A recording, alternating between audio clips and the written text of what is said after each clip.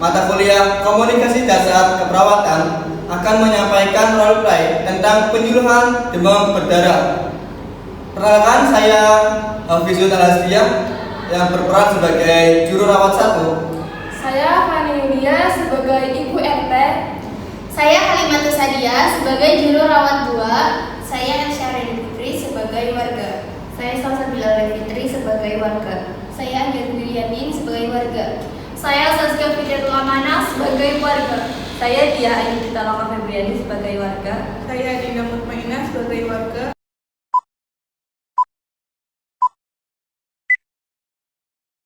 Assalamualaikum warahmatullahi wabarakatuh. Waalaikumsalam warahmatullahi wabarakatuh. Selamat pagi kepada tuan-tuan dan puan-puan yang telah hadir ke Dewan Kampung ini. Saya selaku Ibu RT mengucapkan ribuan terima kasih kepada tuan-tuan dan puan-puan yang telah hadir di Balai Raya ini. Jadi kita nak buat konseling pun, tahu kan?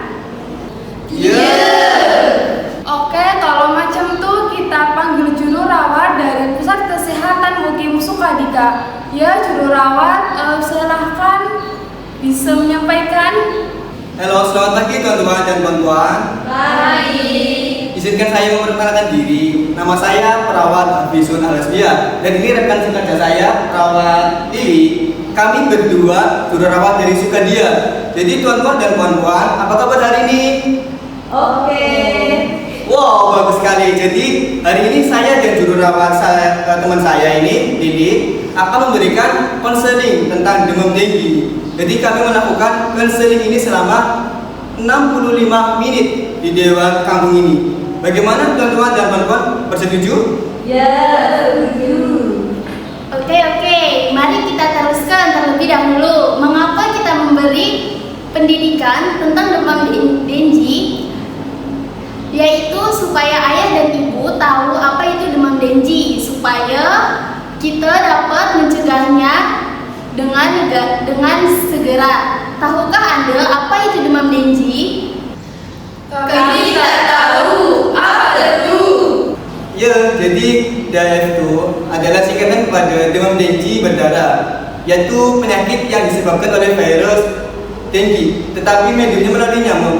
Sekedar untuk pengetahuan Anda, demam dengue ini lebih kerap berlaku di negara tropika. Ia mempunyai 2 musim, yaitu musim hujan dan musim kemarau. Salah satu negara kita ialah Indonesia. Jadi seterusnya, apakah ibu dan bapak dan anak Anda atau anak saudara rajin jiran mereka pernah mengalami demam dengue? Ya. Oh iya, macam mana bolehkah Anda bercerita? Oh Yesus, sebelum ini anak jiran saya kena demam dengue. Dia demam tinggi. Kata dokter, dia kena demam dengue, dia telah nak rawat. Dia sudah meninggal akhirnya. Oh, jadi macam itu ha? Jadi apakah tanda dan gejala demam dengue? Seterusnya kita akan belajar yang pertama demam panasnya itu sekitar 40 derajat Celcius. Kedua, rasa sakit di kepala yang teruk. Kemudian rasa sakit otot dan sendi di belakang mata, kemudian muntah dan juga kulit kemerah-merahan. Sekarang untuk tuan dan puan-puan, jika Anda sudah tahu tanda dan simptom apabila Anda mendapatkannya, jika seseorang yang simptomnya serupa dengan demam dengue, berjumpa dokter dengan segera, oke? Ya. Ini bertujuan untuk meminimumkan risiko demam dengue seperti itu. Jadi tuan-tuan dan puan-puan, tahukah Anda apa komplikasi demam dengue? Tidak tahu. Oh, jadi saya akan terangkan boleh? Jadi komplikasi demam dengue termasuk pendarahan yang banyak, kemudian muntah darah, masalah pernapasan, pengumpulan cairan, dan juga boleh menyebabkan kematian. Baik, tuan-tuan dan puan-puan, ia telah menjelaskan sebelum ini, bukan? Demam dengue itu dimediasi oleh nyamuk. Jadi ada siapa tahu ada penyakit ini? Kami tak tahu. Anda tahu itu yang mempunyai belang, tak tahu nama pun. Oh iya, nyamuk itu belang, puan. Yalah, nama nyamuk itu Aedes aegypti. Jadi untuk lebih jelas penerangan berkenaan Aedes aegypti akan diterangkan oleh juru rawat teman kami, yaitu Kakak Lili, mohon berkenan kakak. Ya, terima kasih Guru Rawat Hafiz. Apa kabar tuan-tuan dan puan-puan? Adakah masih bersemangat untuk mendengar penjelasan kami? Masih. Ya, bagus sangat. Saya Nurse Lili yang akan menerangkan tentang nyamuk Aedes aegypti, puan garis-garis putih seperti menegak seperti gambar ini. Jadi macam ini gambar nyamuk Aedes aegypti, tuan-tuan dan puan-puan. Oh, macam ni gambarnya. Ada banyak di sini. Nah, adakah Anda tahu di mana nyamuk Aedes aegypti membiak?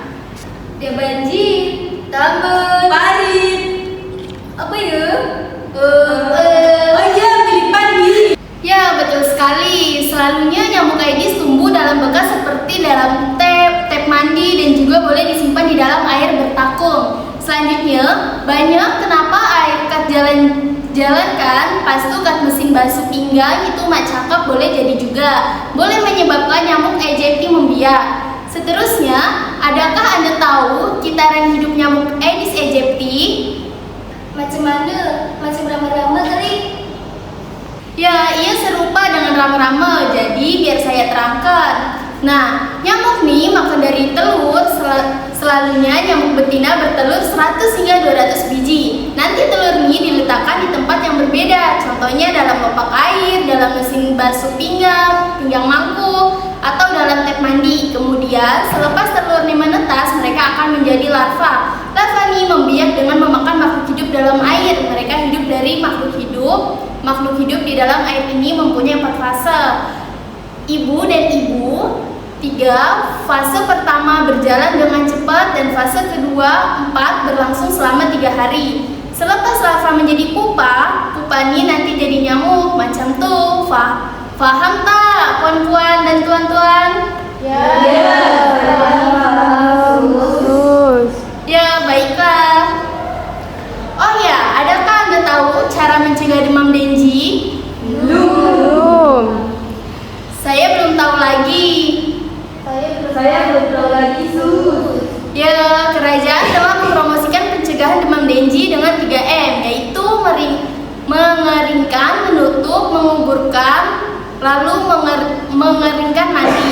Mengapa ia perlu dikeringkan? Karena tap mandi mempunyai banyak larva yang melekat pada dinding tap mandi. Oleh itu, ia perlu dibersihkan. Lepas itu, tutup. Kenapa mesti tutup tap mandi? Kenapa mesti tutup? Sebab seperti yang saya jelaskan tadi, nyamuk sangat senang di dalam air yang bertakung. Jadi kita perlu mengelak dari membuka air.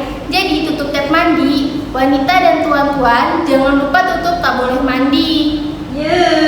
Seterusnya, perkara ketiga ialah menanam barang terpakai yang mesti ditanam karena barang terpakai boleh menyebabkan pembiakan nyamuk Aedes aegypti. Apa yang tuan-tuan dan puan-puan paham? Sudah. Untuk lebih detail, nanti kami bagi video ya, puan. Baik, cukup sekian penyampaian edukasi tentang demam berdarah tinggi. Saya Juru Rawat Hafiz dan Saya Juru Rawat Lili. kami Pamit undur diri. sampai jumpa di pertemuan selanjutnya. Ya, baik. Terima kasih Juru Rawat Hafiz dan Lili yang telah datang di Balai Raya ini untuk menyampaikan edukasi demam berdarah Dengue. Baik, sama-sama Ibu. Ya, terima kasih. Terima kasih untuk semuanya juga ya. Sampai ketemu di penyuluhan lainnya. Dadah. Ya. Sekian dari kami tentang penyampaian penyuluhan